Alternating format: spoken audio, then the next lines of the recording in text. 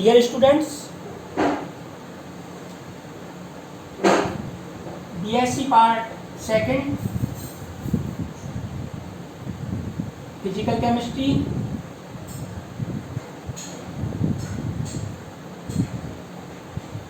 Unit first. आज जो हम टॉपिक ले रहे हैं बच्चों, स्थिर दाब एवं स्थिर आयतन पर अभिक्रिया ऊष्माएं।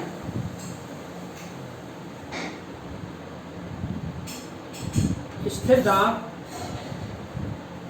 एवं स्थिर आयतन पर अभिक्रिया ऊष्माएं एवं उनके मध्य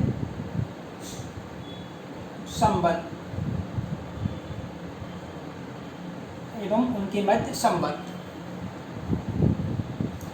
हमको सबसे पहले स्थिर दाब पर अभिक्रिया ऊष्मा और स्थिर आयतन पर अभिक्रिया ऊष्मा की परिभाषा डिफाइन करनी है।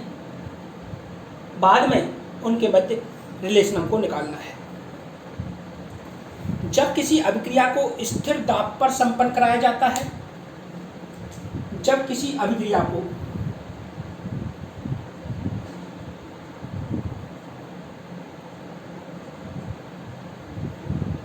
वॉल्यूम, जब किसी अभिक्रिया को स्थिर दाब पर संपन्न कराया जाता है तो उस अभिक्रिया में होने वाला ऊष्मा परिवर्तन स्थिर आयतन पर अभिक्रिया ऊष्मा क्यूबी के रूप में जाना जाता है। यानी हम इस तरीके से बोल सकते हैं, जब किसी अभिक्रिया को स्थिर आयतन पर संपन्न कराया जाता है तो अभिक्रिया में हुए ऊष्मा परिवर्तन को स्थिर आयतन पर अभिक्रिया ऊष्मा क्यूबी कहते हैं। इसी तरीके से जब किसी अभिक्रिया को एट कांस्टेंट प्रेशर, जब किसी अभिक्रिया को कांस्टेंट प्रेशर यानी स्थिर दाब पर संपन्न कराया जाता है तो अभिक्रिया में होने वाले ऊष्मा परिवर्तन को स्थिर दाब पर अभिक्रिया ऊष्मा क्यूपी के रूप में जाना जाता है।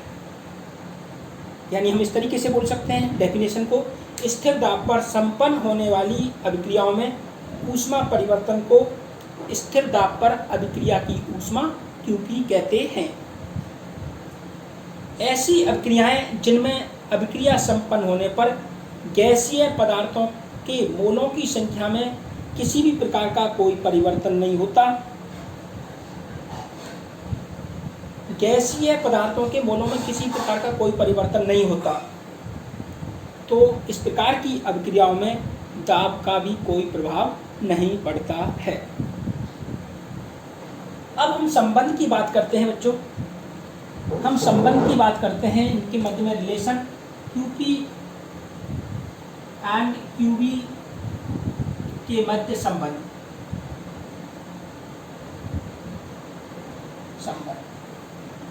सबसे महत्वपूर्ण बात यह है जो एग्जाम में पूछा जाता है, स्थिर दाब एवं स्थिर आयतन पर अभिक्रिया ऊष्माओं में संबंध लिखिए। अधिकांश बच्चे क्यूपी और सीपी और सीबी के मध्य संबंध को कर देते हैं, लेकिन बच्चों सीपी और सीबी का जब पूछा जाएगा तो स्थिर आयतन और स्थिर दाब पर ऊष्मा धारिताओं के मध्य संबंध पूछा जाएगा। और अभी हम जो कर रहे हैं स्थिर दाब और स्थिर आयतन पर अभिक्रिया ऊष्माओं के मध्य संबंध को निकाल रहे हैं। माना कि कोई अभिक्रिया स्थिर आयतन पर संपन्न कराई जाती है, इस स्थिति में पिस्टन की स्थिति वही बनी रहती है, अर्थात पारिपार्श्विक में कोई कार्य नहीं होता। यदि कोई अभिक्रिया स्थिर आयतन पर संपन्न कराई जाती है तो B क्या होगा बच्चों, कांस्टेंट, तो dV क्या होगा, 0। तो W बराबर क्या होता है बच्चों, PdV, तो इसकी वैल्यू क्या हो गई, 0। अकॉर्डिंग फर्स्ट लॉ ऑफ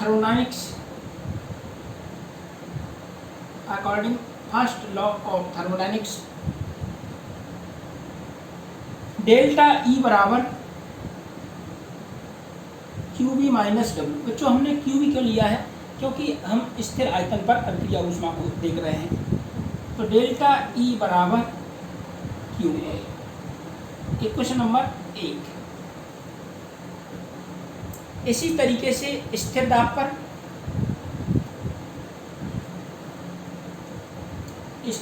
पर डेल्टा एच बराबर क्यू, समीकरण नंबर 2। अब हमको देखना है बच्चों एंथैल्पी परिवर्तन की समीकरण से, एंथैल्पी परिवर्तन की समीकरण से, एंथैल्पी परिवर्तन की समीकरण से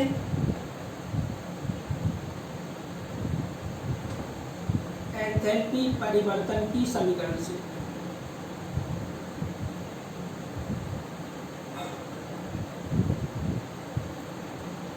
डेल्टा एच बराबर delta E plus P delta B. Question number 3।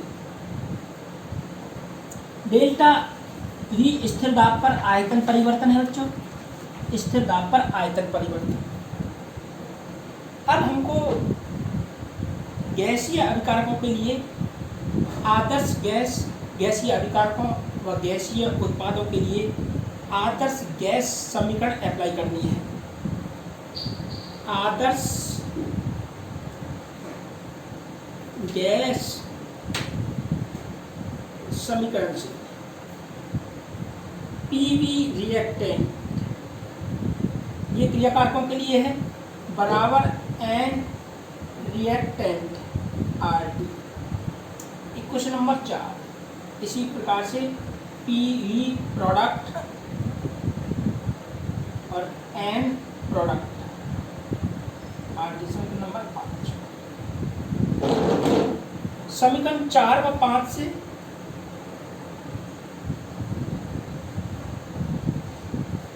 समीकरण 4 व 5 से समीकरण 4 व 5 से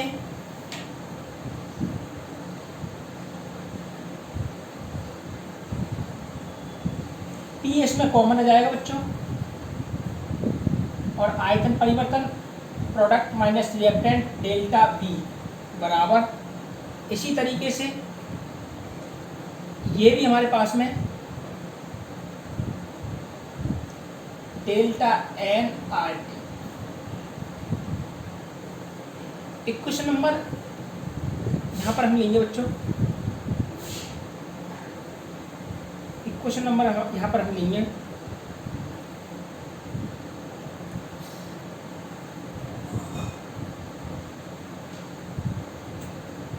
हम इसको इस तरीके से भी कर सकते हैं बच्चों। अगर हम ज़्यादा करना चाहें तो समीकरण 5 में से 4 को घटाएंगे तो P B product minus B reactant बराबर N product minus N reactant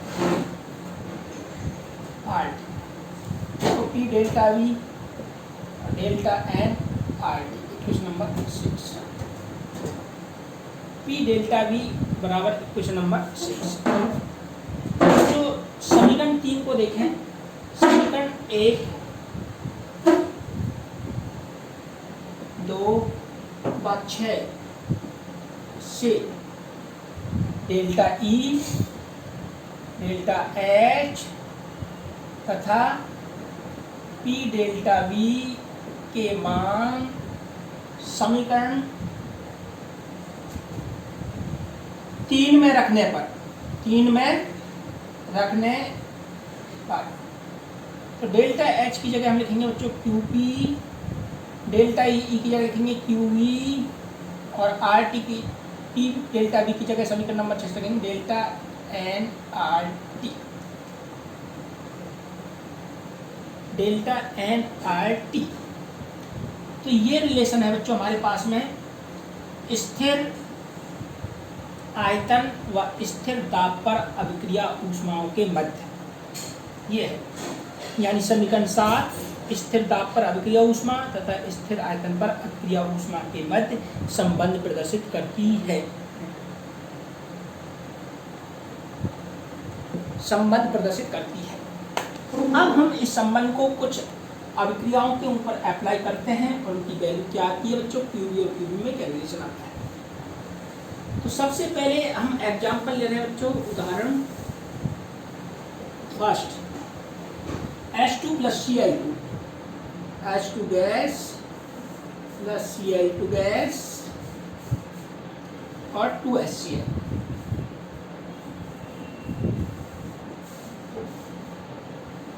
इसमें बच्चों डेल्टा N है, N product minus N reactant. तो डेल्टा N बच्चों यहाँ पर प्रोडक्ट कितने हैं 2 और यहाँ पर 1 और 1 कितने रिएक्टेंट हैं 2, डेल्टा N की वैल्यू 0। तो